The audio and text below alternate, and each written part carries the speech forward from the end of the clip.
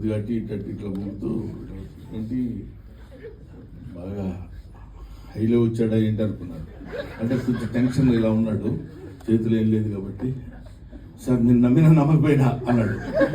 అంటే ఏదో పెద్ద విషయం చెప్పాలని తన ఫీలింగు, దానిలో ముక్కలు కింద చేసి చెప్తున్నాడు.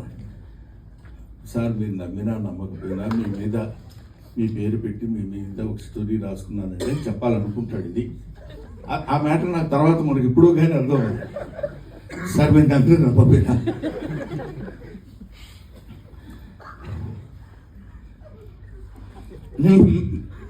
మీ పేరు పెట్టుకున్నాను అంటున్నాడు. అంటే కొంచెం మనం ఫిలప్ చేసుకోవాలి వాయిస్. అది మీ శ్రీమతి మీ మీద